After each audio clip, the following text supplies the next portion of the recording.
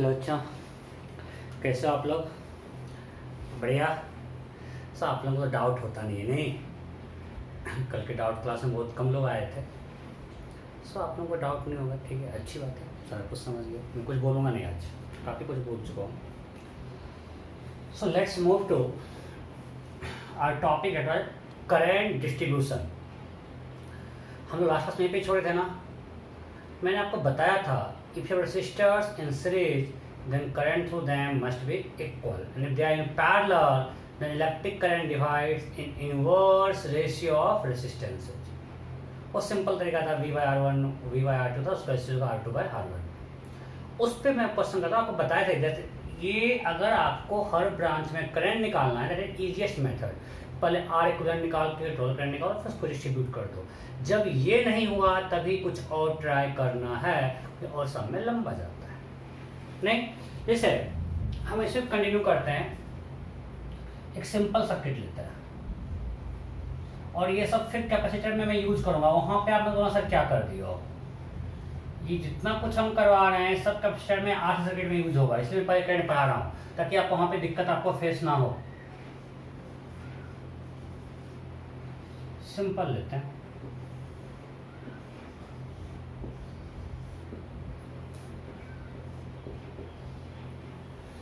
okay, let's say job 12 ohm, 8 ohm, 10 ohm।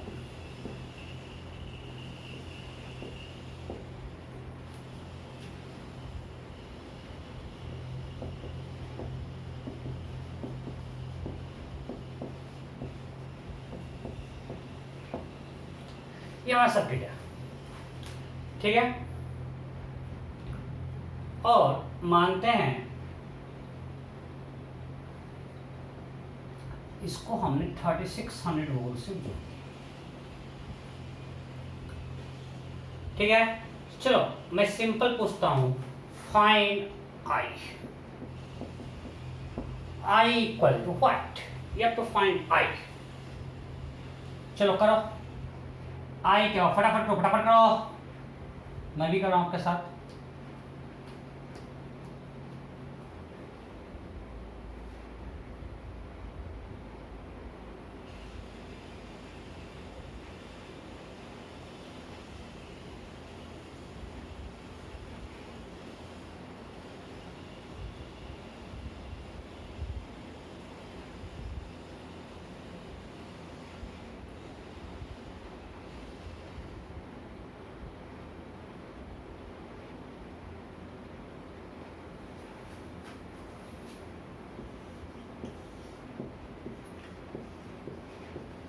Three 60 ampere, 60 ampere, 144 ampere, 24 ampere. Note, you have to find I फटाफट। मैं इसका practice आपको last class में करवाया था। तो सबसे पहले क्या करेंगे, निकालेंगे आर इक्विवेलेंट। हमने आपको लास्ट से एंड का स्टार्ट करना है, एंड से स्टार्ट करना है। ये तीनों सीरीज में 12 + 8 20 + 10 30 का भी प्रैक्टिस दिया है। यहाँ 30 और 6 पैरेलल में है, तो आपको क्या 30 × 6। और बोला था आपको याद रखो, सब कुछ याद रखो ताकि बाद में जब डिस्कशन हमको याद आना काम आएगा। ये कितना है 30, ये 30 ओम है। यहाँ 30 और 6 पैरेलल में इक्विवेलेंट कितना होगा 30 × 6 / 36 दैट इज 5, 180 / 36 5। सो ये भी हो गया 5। यहाँ तक पूरा क्या हो गया, अरे 30 और 6 पैरेलल में क्या हो गया पूरा ये 5। अब ये 5 5 5, ये पूरा कितना हो गया 15। 5 5 5 6 का, और ये 30 पैरेलल में क्या हो गया 5 5 5 5, कितना हो गया 15। अब ये 15 है और ये 10 है, वो दोनों पैरेलल में, तो 15 10 6। So 15 और 10 6 6 + 4 10। So R इक्विवेलेंट आ गया 10। So अगर ये कुछ करंट I1 है तो 3600/10 के साथ क्या हो गया 360 एम्पियर। यहां तक कोई दिक्कत? तो सेल से जो करंट आउट हो रहा है वो है 360 एम्पियर। ओके, सो यहां से 360 आया, यहां तक आया 360. Now we have two resistors in parallel 10 and 50. इसमें आपको हिस्ट्री याद रखना है और मैं यहाँ पे लिख भी दिया हूँ. ये 10 है और ये पैरेलल में कितना है यहाँ पर 50. ये सबको मिलाकर यहाँ पे मैं ब्लू से लिख रहा हूँ तो कंफ्यूजन होगा. ये 10 और कितना था 15. सो 10 और 15 में करंट डिवाइड होगा. 360 को 3 क्या होगा इसमें 3:2 करंट बटेगा. यहाँ पे 360 एम्पियर करंट आया और सामने दो रेसिस्टर पैरेलल में है. इधर 10 है और ये पूरा 50 है. राइट, सो करंट बटेगा किसे 3:2. इसमें करंट कितना आएगा 360 इंटू 2/5. इसमें कितना आएगा 360 इंटू 3/5. सो ये हो गया 72 इंटू 2 144 एम्पियर. और यहाँ पे कितना आएगा 216 एम्पियर और इधर जाएगा 144. Am I clear? ओके, अब यहाँ 144 आया, अब यहाँ पे आएगा. सो यहाँ पे 6 है और ये कितना है 30 और ये कितना है 10 12 और 30. सो 6 और 30 पैरेलल, मतलब ये आया कि 144 एम्पियर करंट आया और यहाँ पे दो रेसिस्टर पैरेलल में है 6 ओम एंड 30 ओम. इतना मिलकर 30 है. So again current will divide into 5:1. So यहाँ पे करंट होगा 144 इंटू 1/6 और इसमें करंट होगा 144 इंटू 5/6. Am I clear?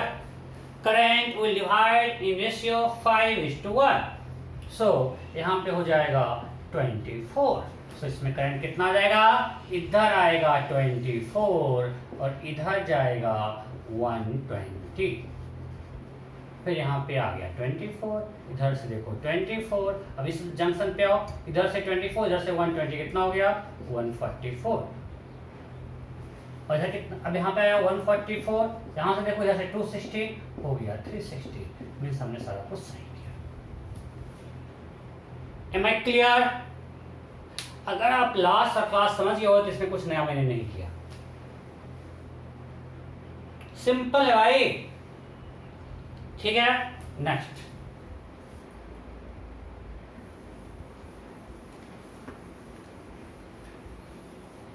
आप लोग 10th में करते हो, बस थोड़ा छोटा करते हो, हम बड़ा करवा रहे हैं, कोई बात नहीं. और आपको हम छोटा भी करवाए पिछले क्लास में, बहुत ही बेसिक से स्टार्ट करके करवाए थे. एक और इस पे करते हैं फिर आगे बढ़ाएंगे. इस टाइप पे एक और देता हूँ प्रैक्टिस के लिए.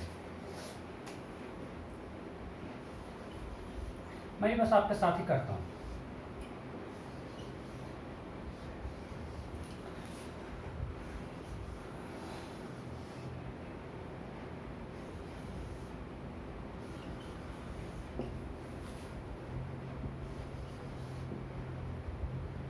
ज़्यादा लंबा नहीं करते हैं unnecessary. Okay,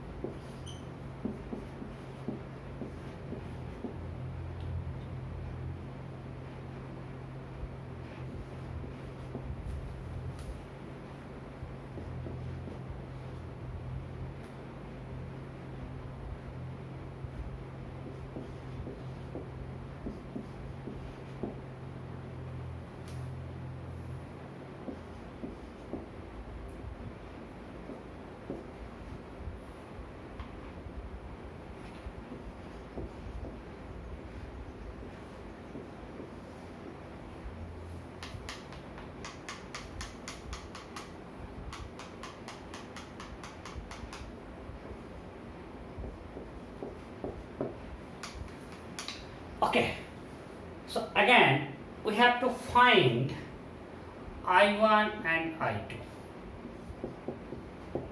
Find I1 and I2. फटाफट. होपफुली आप मेरे साथ ही आर्कुलेंट निकाल लिए होगे.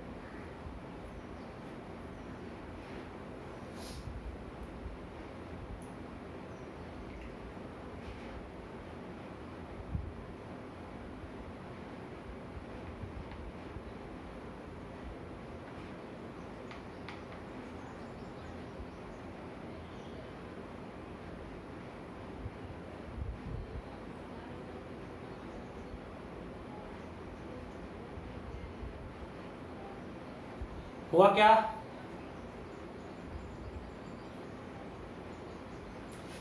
Okay, option A. चलो मैं लिखते हैं I1 यहाँ I2। 10 20 10 5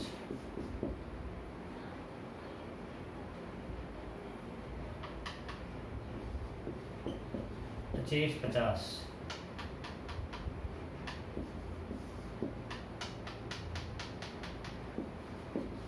50 25 नोटा।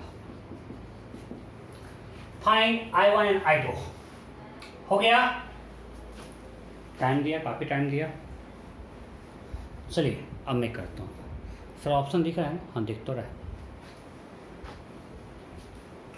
पाई निकालते हैं आर इक्विवेलेंट। 8 4 12 12 6 4 और 8 4। चलो हिस्ट्री आ रहा है, लिखते रहते हैं, क्या आपको बाद में समझाओ।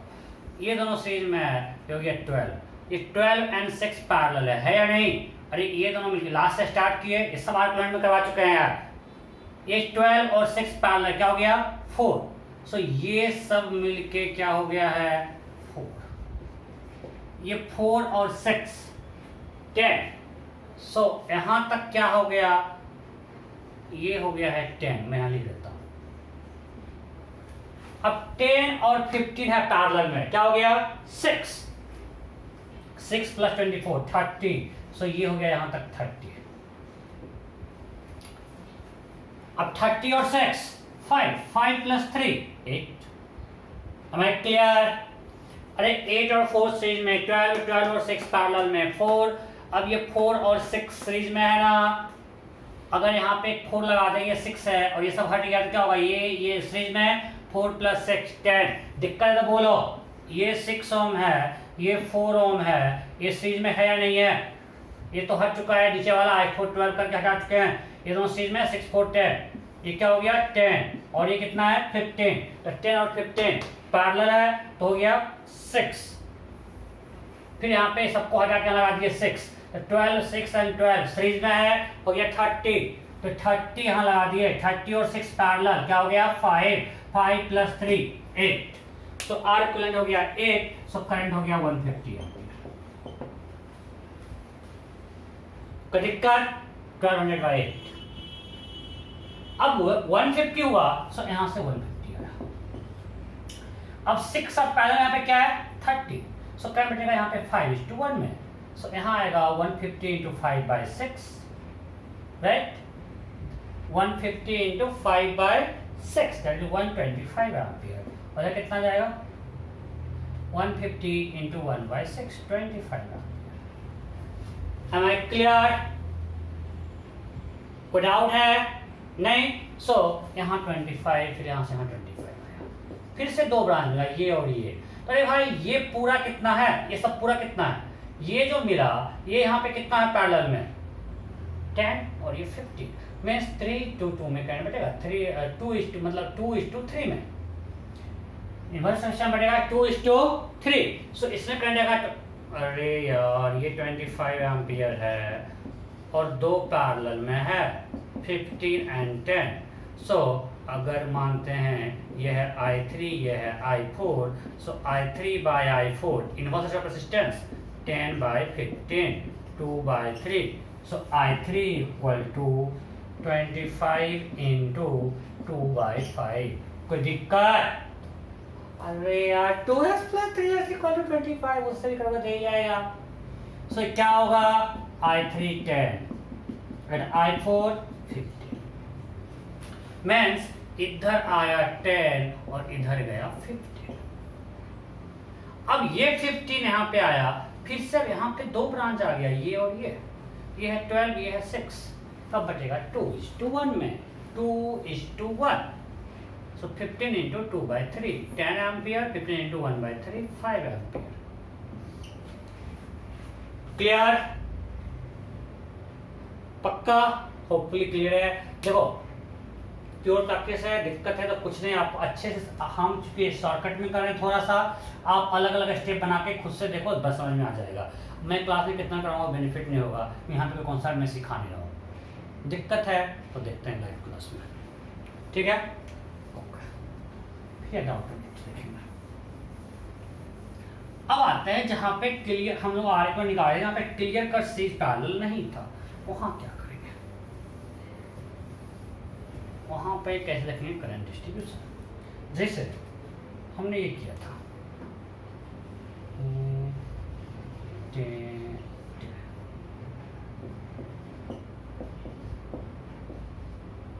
रेसिस्टर है,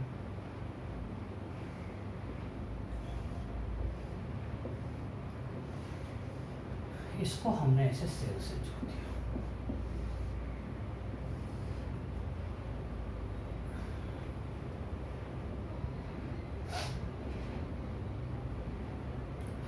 चलो मान लेते हैं 180 वोल्ट से जोड़ा, मान लेते हैं।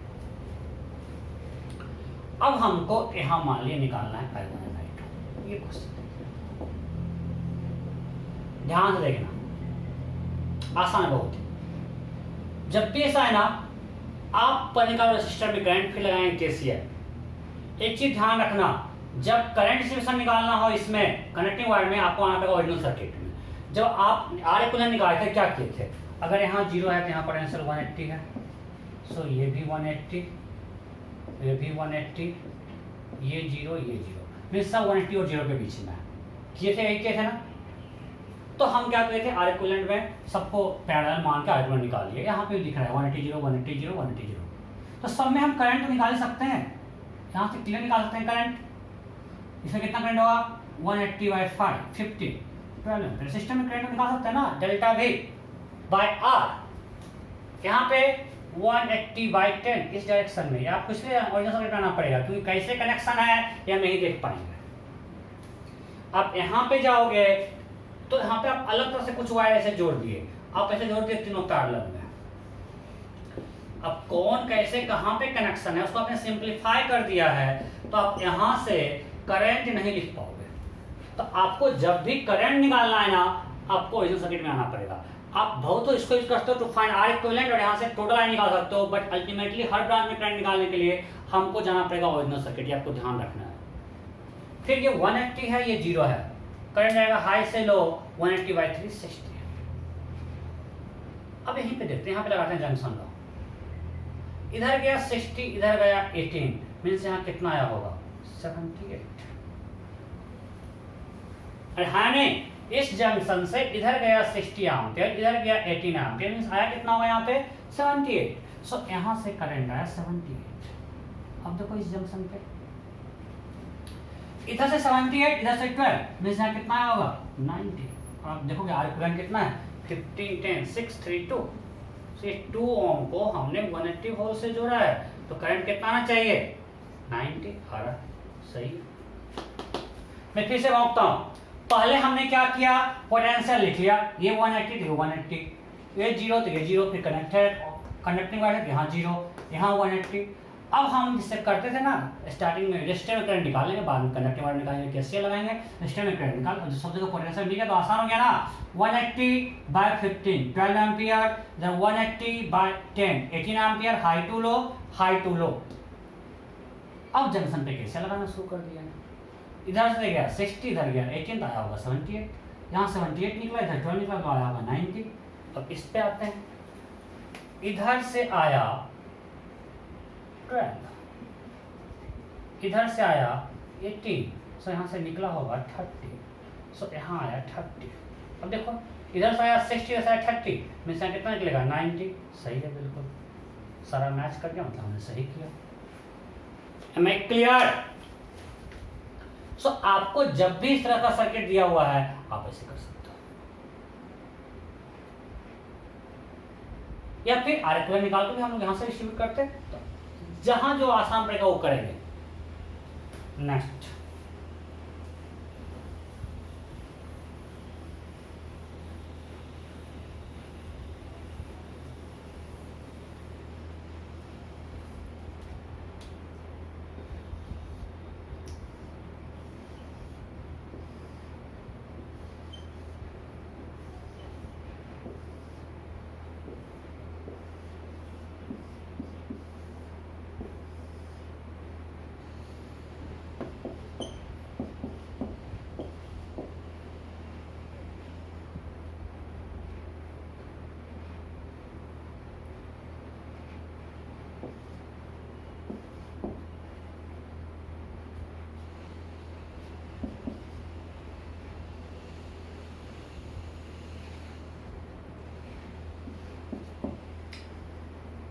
क्वेश्चन है फाइंड आई, ये आप लोग करो। आई इक्वल टू व्हाट?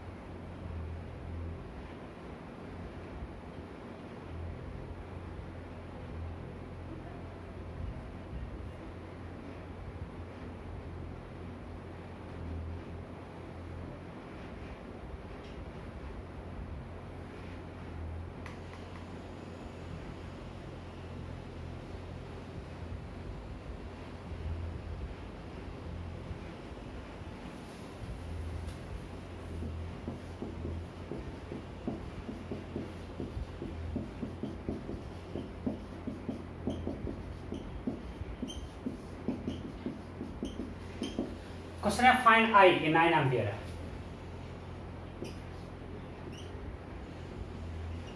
ये 1 m माइनस फाइंड आई। अब क्या करेंगे? तो सिंपल, अब यहाँ पे अगर यहाँ पोटेंशियल है 0, यहाँ से 120, हमको यहाँ पोटेंशियल मालूम नहीं है, इसमें करंट निकाल नहीं पाएंगे। अगर हम चाहेंगे डायरेक्ट एक्सटेंड में करंट निकालने पाएंगे तो हम निकालते हैं आर इक्विवेलेंट, वो आसान है। 15 और 10 पैरेलल है या नहीं है? अरे यहाँ पॉइंट सेम है, ये दोनों कनेक्टेड है, तो यहाँ पोटेंशियल सेम है। 15 और 10 पैरेलल, 6 और 3 पैरेलल, मीन बेसिकली ऐसा है, कुछ ऐसा है, क्योंकि यहाँ पोटेंशियल सेम है, यहाँ पोटेंशियल सेम है।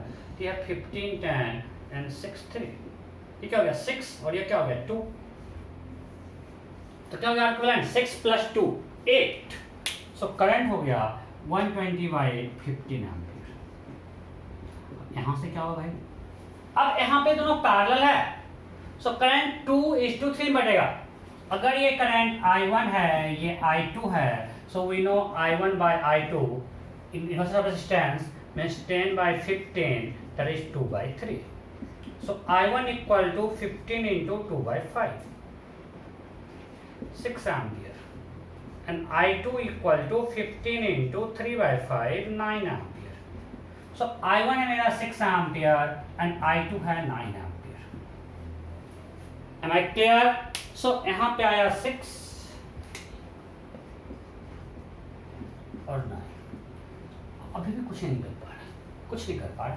हमको इस जंक्शन पे कुछ करने के लिए इधर का भी तो करंट चाहिए। सो हमको पता है अगर 15 इन किया मतलब यहाँ से 15 टोटल आउट होगा, और ये जो 15 आएगा, मान लीजिए I3 है, ये I4 है, इसका रेशियो क्या होगा? I3 by I4 equal to 3/6 होगा, हाँ नहीं? ये दोनों पैरेलल में है, सो करंट जो होगा इनवर्स रेजिस्टेंस में होगा, so that is 1/2 means I3 equal to 15 into 1/3, 5 ampere. ये होगा 5 और ये होगा 10। अब मेरे लिए आसान हो गया। अगर यहाँ से 9 आया, इधर 10 का मतलब यहाँ पे 1 एम्पियर आया होगा, देखो यहाँ से 1 एम्पियर आया तो 6 1 इधर 5 गया, means I equal to -1 ampere. हमने कोई डायरेक्शन आपको दिया था, समझे नहीं?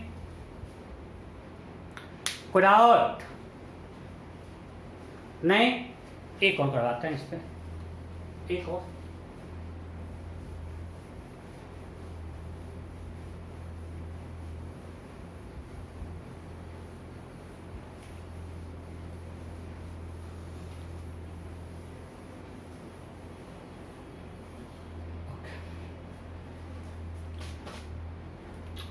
ये है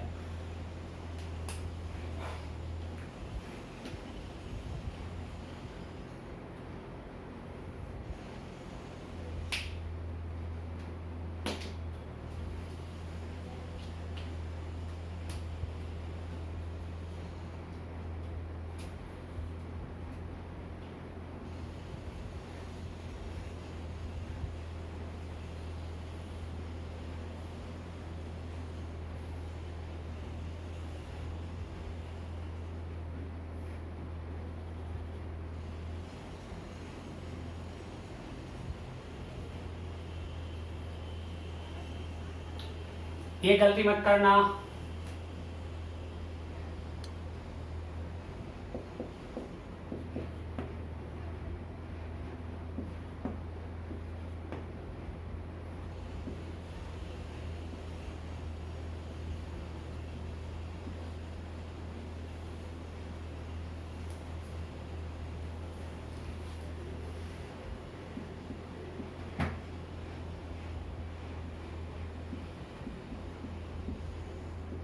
हमने इसके और इसके बीच 240 वोल्ट का बैटरी जोड़ दिया। क्वेश्चन है I इक्वल टू व्हाट? फटाफट you have to find I।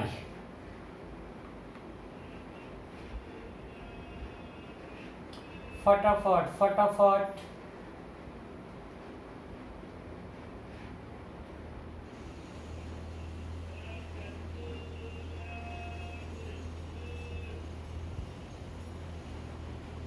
Option है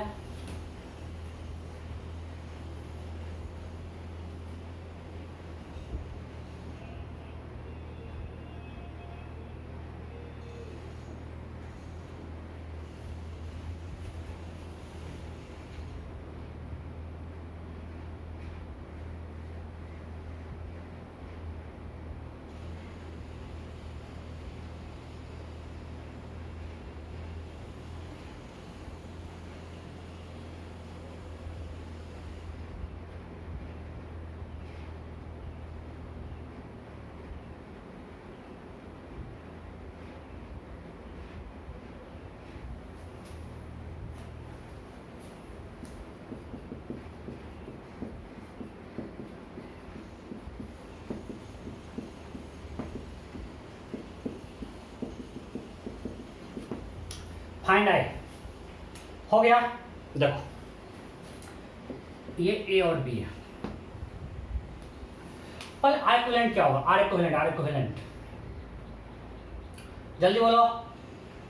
सर्किट विड्रॉ करते हैं। Will redraw circuit to find R equivalent, लेकिन जब हमको करंट निकालना पड़ेगा will go to original circuit. ये आपको ध्यान रखना है। सो यहाँ पोटेंशियल मान लिए x, यहाँ पे क्या होगा x। अगर इसको माना x, ये भी है x।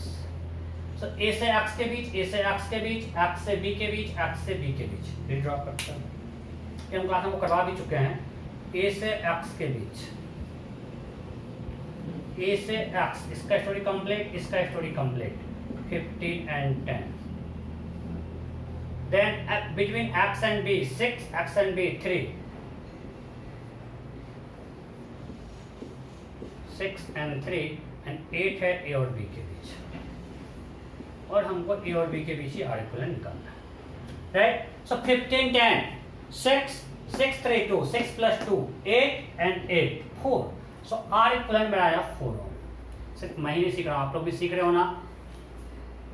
क्या सिखाऊं यार, बस मैं भी तो प्रैक्टिस ही करवा रहा हूँ बस। 15 10 पैरेलल 6 6 3 पैरेलल 2 6 plus 2 8 8 8 4। कोई कॉन्सेप्ट बता ही नहीं रहा हूँ, बस प्योर प्रैक्टिस है। कुछ भी नहीं है, कॉन्सेप्ट बता के मैं हेल्प नहीं कर सकता हूँ यहाँ पे, कोई कॉन्सेप्ट ही नहीं है यहाँ पे। सो ये आ गया 4 ओम, मीन्स करंट निकलेगा कितना बैटरी से? टोटल 60। 4 ओम है और ये 240 वोल्ट है, करंट निकला 60, उसमें 8 में जाएगा 60 वोल्ट है, ये 8 है, ऊपर ही पूरा 8 है, तो इसमें जाएगा 30 और इसमें जाएगा 30। इसमें कोई दिक्कत? यहां से करंट निकला 60 एम्पियर, दिख रहा है ना आपको? हाँ दिख रहा है। सो यहां से करंट निकला 60 एम्पियर और नीचे 8 है, ऊपर वाला पूरा क्या है? 8 ओम ही है। ये सब मिलकर भी इक्विवेलेंट कितना है? 8 ओम। सो ये 8 और 8 पैरेलल है, करंट डिवाइड होगा इक्वली, सो यहां 30 यहां 30। राइट। अब ये 60 को 30 में बांट दिया। अब यहां जब करंट आएगा ये बटेगा 2:3 में। राइट। सो 30 इंटू 2/5 12। इतना आपको प्रैक्टिस हो गया भाई। अरे यार जिस बार हर बार बताना पड़ेगा, आप लोग सीखे क्या हो जब हर बार पूछ ही देते हो तो। I1/I2 रेजिस्टेंस का उल्टा 10/15 दैट इज 2/3। तो तो अब 30 को 2 से बांटना तो आता है, तो ये 12 और ये 18, यहाँ 30, यहाँ कैसे बटेगा 1:2 में, 1:2 मीन्स यहाँ पे 10 एम्पियर, यहाँ पे 20 एम्पियर। अब हम लोग इसको यूज करेंगे just to find current in resistor, because वो सर्किट कैसे कनेक्ट करें, सिस्टम में करंट से हैं, बट कंडक्टिंग वायर में क्या करंट होगा वो हम लोग यहाँ ओरिजिनल में आगे देखेंगे। हम सिस्टम में करंट डाल देते हैं, 15 में कितना है 12 एम्पियर, हाई टू लो, 15 में 12 एम्पियर, सो 15 ओम में करंट है 12 एम्पियर। प्रैक्टिस है तो हम यहीं पे कर दिया, आपको ये बना के मैं दिखाया हूँ बस, 12 एम्पियर और इसमें 18 एम्पियर, राइट। 6 में एक्स से भी है, हाई टू लो, कितना 10 एम्पियर, राइट। इसमें कितना है 10 एम्पियर, और 3 में 20 एम्पियर, हाई टू लो, और इसमें 30 एम्पियर, यहाँ से आया 10, तो फिर मिलकर हो गया 60। ओके, और हमको निकालना है यहाँ पे, इस जंक्शन पे आते हैं, इधर से आया 18, निकला 10, मतलब कितना जाएगा 8, यहाँ मिलाते हैं, तो यहाँ से यहाँ 8 आया, 12 आया, मीन्स यहाँ गया 20, सब कुछ सही है, मीन्स I इक्वल टू क्या होगा answer 8 ampere. Am I clear? कोई डाउट है? नहीं, सही है। मैंने गलती कर दिया था, यहाँ 20 ऐसे में उसमें था 2, ठीक है, ओके।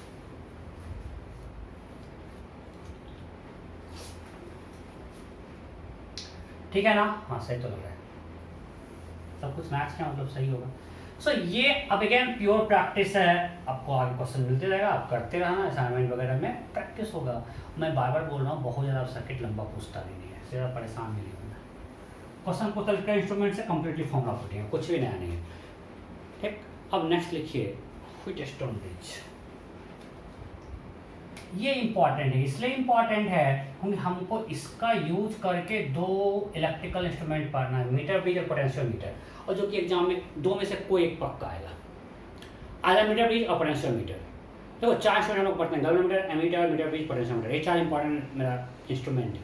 इस 4 में से कोई 2 आता है, गैल्वेनोमीटर एमीटर से कोई एक, एमीटर वोल्टमीटर से कोई एक, और पोटेंशियोमीटर मीटर ब्रिज से कोई एक, 2 क्वेश्चन वहाँ से आता है। तो ये इसी कॉन्सेप्ट को इसी पे बेस्ड होता है, मीटर ब्रिज और पोटेंशियोमीटर, इसलिए इंपॉर्टेंट है, इसका यूज बहुत ज़्यादा होता है। तो क्या है बैलेंस्ड व्हीटस्टोन ब्रिज।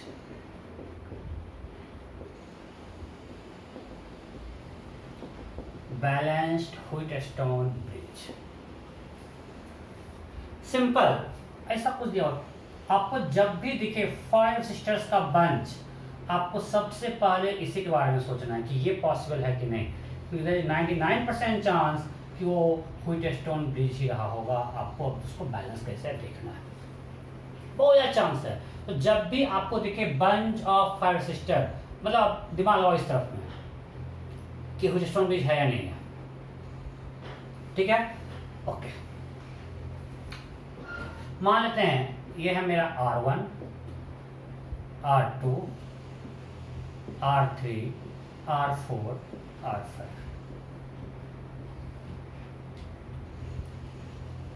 इसको मैंने एक सेल से जोड़ दिया।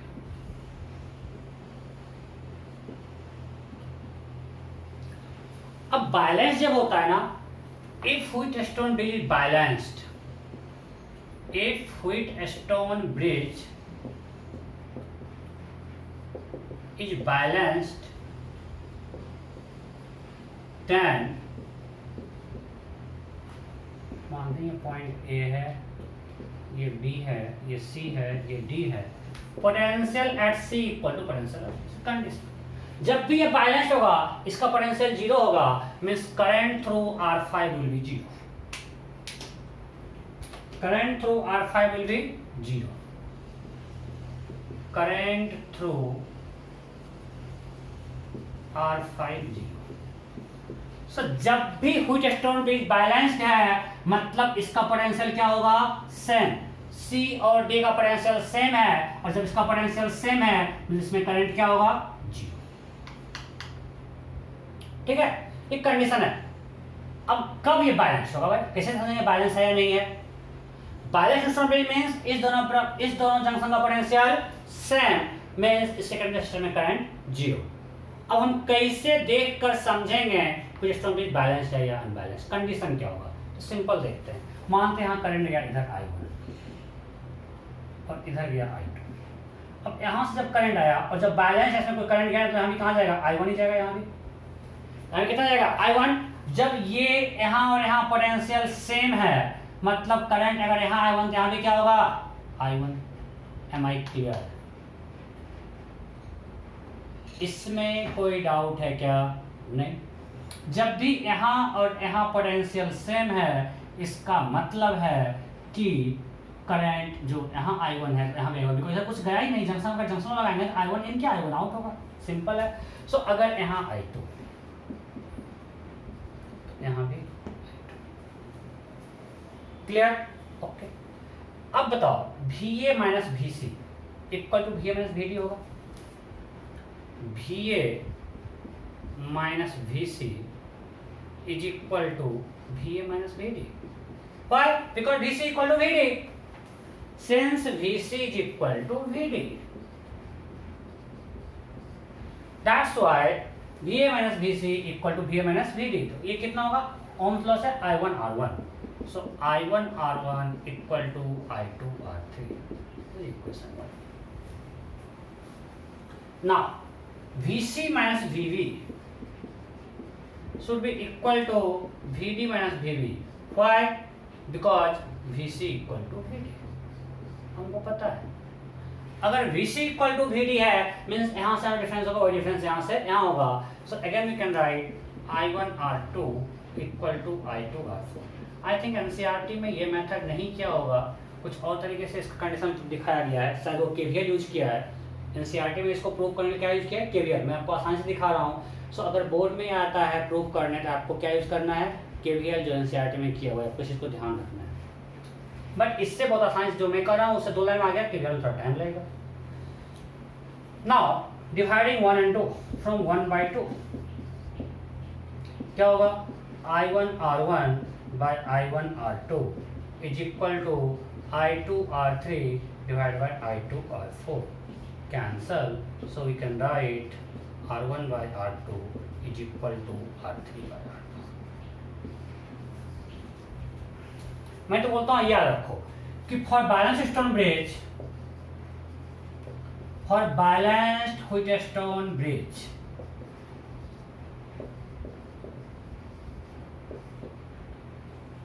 R1 R4 is equal to R2 R3। जब अगर बैलेंस्ड है तो उसके सारे रेजिस्टेंस का प्रोडक्ट सेम होता है। आप ऐसे याद रखो, इसमें कंफ्यूजन का कौन किधर रेशियो गलती हो सकता है? सामने वाले रेजिस्टेंस का प्रोडक्ट इक्वल होना है। R1 R4 equal to R2 R3 यहीं से दिख रहा है। मीन्स जब ये कंडीशन सेटिस्फाई किया, अगर हमको 5 सेट्स का बंच है, सबसे पहले सोचना है कि ये व्हीटस्टोन ब्रिज हो सकता है। देयर इज 99% चांस कि व्हीटस्टोन ब्रिज होगा। व्हीटस्टोन ब्रिज है तो ठीक है, अगर देखेंगे क्रॉस चेक करेंगे और अगर ये इक्वल हो रहा है मतलब इसको बीच को उड़ा देंगे, बस सिंपल हो जाएगा। अब इसको हटा दिए कि सिंपल 2 सीरीज पैरेलल हो गया, तो R2 निकालना आसान हो जाएगा, राइट? जैसे ऐसा भी होगा, मिटा इसको।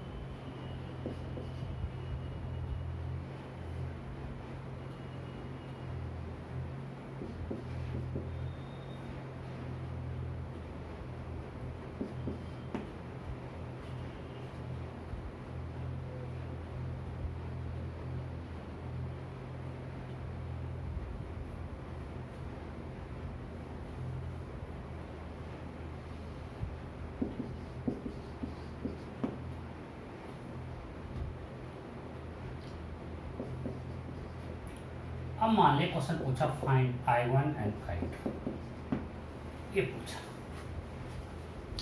अब अगर आप देख चुके हो इसमें कैसे सॉल्व करना बहुत लंबा होगा, जैसे आपको क्वेश्चन शीट में दिया था ना असाइनमेंट में, इसमें छूट गया था I1 I2 I3 मानते मानते।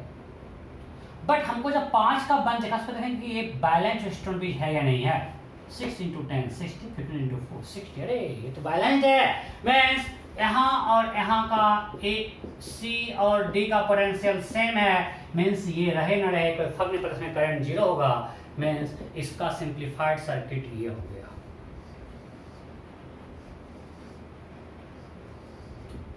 सिक्स 4 15 10।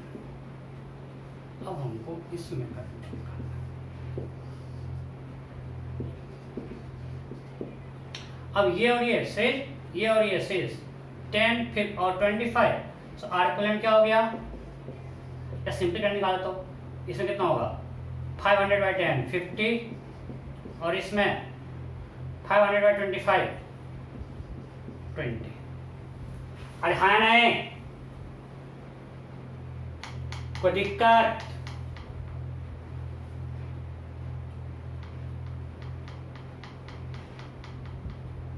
हो गया, सिंपल निकल गया,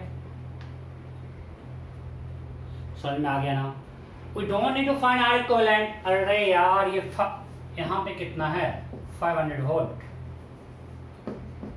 ये है 0, ये है 500 वोल्ट। सो इसके अकॉर्डिंग पोटेंशियल कितना है 500 volt and what is R equivalent 10 ohm, so current होगा 50 एम्पीयर। इसमें कितना है 25 ओम, करंट होगा 20 एम्पीयर। सो यहाँ कितना आया 70 एम्पीयर। चेक करना, क्रॉस चेक करो। What is R equivalent 10 × 25/10 + 25 250/35। So निकालो ये आई कितना होगा 500/250/35 70 एम्पीयर। आ तो रहा है, सही है। पूरा बोरिंग है क्या, ऐसे क्वेश्चन के जा रहे हैं क्लास में, कुछ कर रहे हैं क्या, कुछ सीखने को नहीं मिल रहा है, और कुछ हमें सब कुछ टेट में पढ़ा हुआ है। सो ये आपको देखना, फिर बार बार बोल रहा हूँ, जब भी अभी मैं दूंगा आपको पता है वही दूंगा मैं, मेरा क्वेश्चन भी दूंगा नहीं, लेकिन जब भी आपको 5 का बंच दिखे आपको ध्यान रखना। और सेकेंड थिंग जो इम्पोर्टेंट जो लोग मिस करते हैं कि जिस 2 टर्मिनल से सेल जुड़ा है उसके अपोजिट टर्मिनल से रेजिस्टेंस जुड़ा है, फिफ्थ जो रेजिस्टेंस है। तो मैं आपको एग्जांपल देता हूँ लोग कहाँ गलती करते हैं।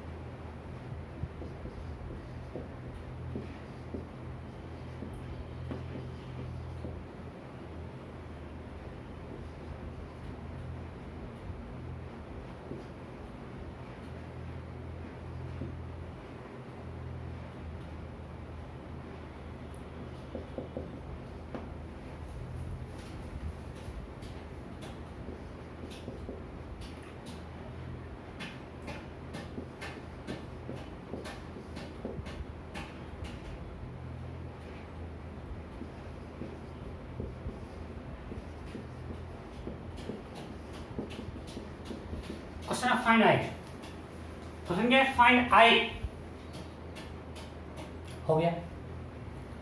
अब देखो लोग क्या करते हैं, अच्छा 5 का बंच है, प्रोडक्ट 5 × 2 10 10 × 1 10, ओहो it's a balanced with stone bridge, so current through this will be 0।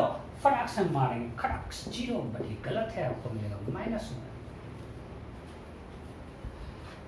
ये आप देखो पॉलीस्टोन ब्रिज है क्या, मैंने आपको क्या बोला था कि जब व्हीटस्टोन ब्रिज है जिससे ये रेसिस्टर जुड़ा हुआ है उसके अपोजिट टर्मिनल से अगर मतलब ऐसा जुड़ा होता सेल, तब ये होता है व्हीटस्टोन ब्रिज। तो सिंपल सीज पैरेलल है यार। अभी तो आप देखो तो क्लियर कट आपको सीज पैरेलल दिख रहा है। पहले बात जब आपको आई निकालना है क्लियर कट दिख रहा है। अगर ये पोटेंशियल 0 है और ये 200 है, करंट 200/10 एम्पीयर होगा, तो डायरेक्ट दिख रहा है। एक क्लियर कट दिख रहा है। अगर आपको आई पर निकालो एक ये देखो, ये और ये सीरीज में है 10 5 15 15 और 10 15 और 10 पैरेलल है। 6 6 3 2 यहाँ करंट होगा 100 एम्पीयर, इसमें होगा 200/3 और इसमें होगा 200/50 है नहीं 40/3 देखो 80 + 20 100 सही आ रहा है। तो सिंपल था ये, व्हीटस्टोन ब्रिज नहीं था।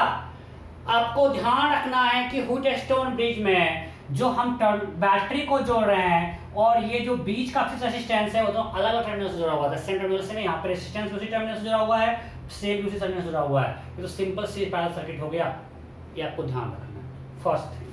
Second thing,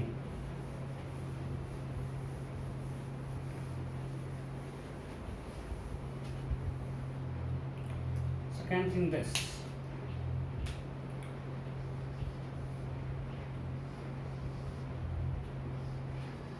let's assume we have balanced resistance R, obviously balanced है R²। यहाँ पे ग्राउंडेड जो है कुछ रेजिस्टेंस है whatever, और यहाँ सेल जो है। सो ये हमारा बैलेंस व्हीटस्टोन ब्रिज है, ठीक है। इस केस में मान लीजिए कुछ एक सेल है V का,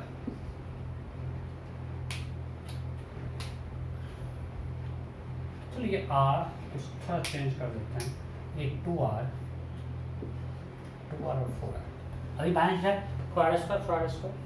अब ये सेल जुड़ा हुआ है, मान लीजिए करंट I1 है I2 है। हम थोड़ा चेंज करते हैं। हम क्या करते हैं, सेल को यहाँ जोड़ देते हैं और ग्राउंड को बाहर ले लेते हैं, मतलब ऐसा।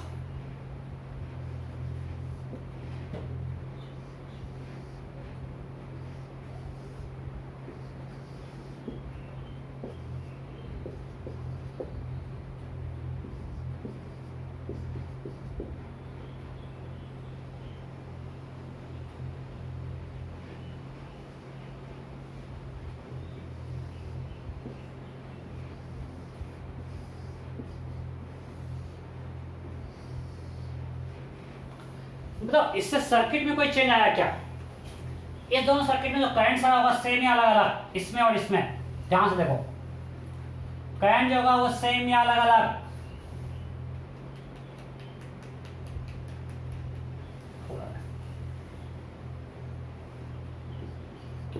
ये दोनों एक बार पूछा हुआ विजय में या एडवांस में, क्या क्या galvanometer cell has been interchange. जहां G था वहां सेल जार दिया, जहां गैल्वेनोमीटर था वहां पे गैल्वेनोमीटर की जगह सेल दिया, सेल की जगह पे गैल्वेनोमीटर लगा दिया। सर्किट दोनों सेम या अलग अलग? सेम है भाई। अरे सिंपल देखो ना, इसको अंदर प्रेस कर दिया, क्या हुआ, इसको ऐसे खींच दिया वायर को, इस वायर को मैंने खींच दिया, इस वायर को अंदर डाल दिया, कोई फर्क पड़ता है क्या? इस वायर को यहां से निकाल के इसके अंदर डाल दिया, इसको बाहर खींच दिया, कोई फर्क पड़ने वाला है क्या? देखो निकालो। अरे यहाँ B से क्या गया था, R और 2R, यहाँ भी देखो R और 2R, यहाँ 2R 4R आ रहा है, यहाँ भी 2R 4R आ रहा है, क्या फर्क पड़ता है? कोई फर्क पड़ने वाला है क्या? नहीं, दोनों इक्विवेलेंट सर्किट है। तो ये क्वेश्चन था कि if in balanced Wheatstone bridge if galvanometer is replaced by cell circuit will remain same और नॉट? विल रिमेन सेम, कोई फर्क नहीं पड़ता है। इसको हमने बस बाहर खींच दिया है। देखो ना, करंट निकाल के देखो, कोई फर्क पड़ने वाला है क्या? सर्किट ही सेम है। जो कनेक्शन था बिल्कुल ऐसा कनेक्शन तो अभी भी है। ये V का एक्सपेंस जुड़ा हुआ है R2R से, यहाँ भी जुड़ा हुआ था RN2R से, दूसरा जुड़ा हुआ है 2R 4R से, यहाँ भी जुड़ा हुआ है 2RN4R। क्या फर्क पड़ता है? बस हमने इसको अंदर दबा दिया, इसको बाहर खींच दिया और कुछ नहीं किया। इसको बाहर खींच के ऐसा दिखा दिया है, इसको अंदर दबा दिए, ये आ गया। हमें क्लियर? ओके।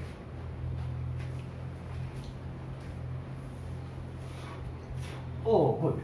अब क्वेश्चन है कि अगर व्हीटस्टोन ब्रिज बैलेंस नहीं रहेगा तो क्या करेंगे? तो मैं आपको असाइनमेंट में दे चुका हूँ, एनसीईआरटी में क्वेश्चन है ना। मान लिया ऐसा क्वेश्चन दे दिया आपको,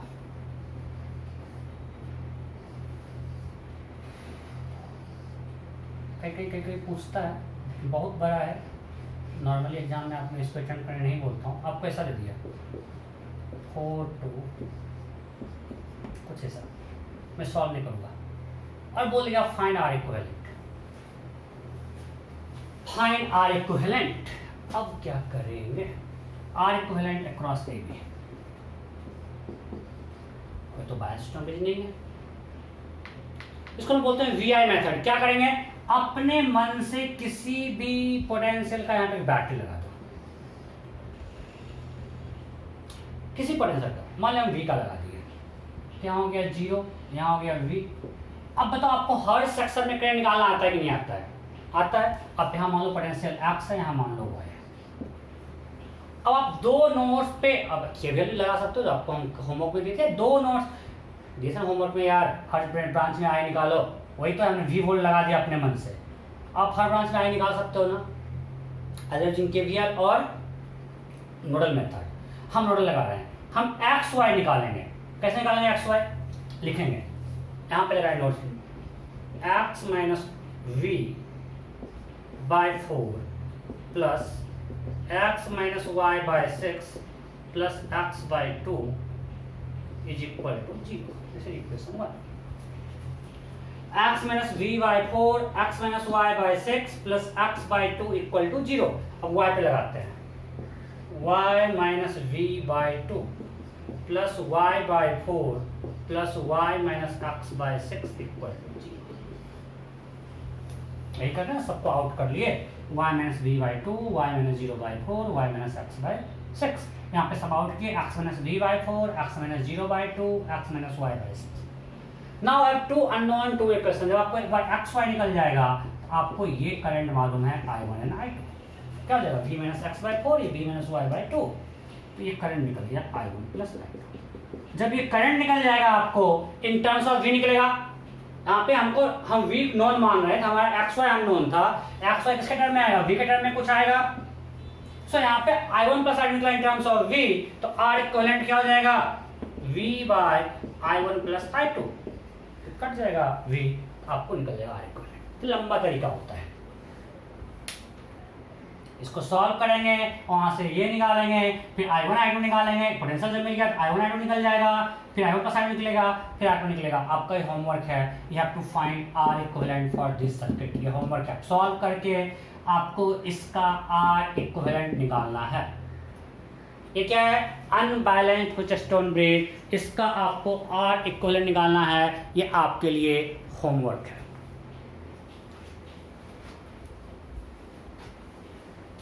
ठीक है,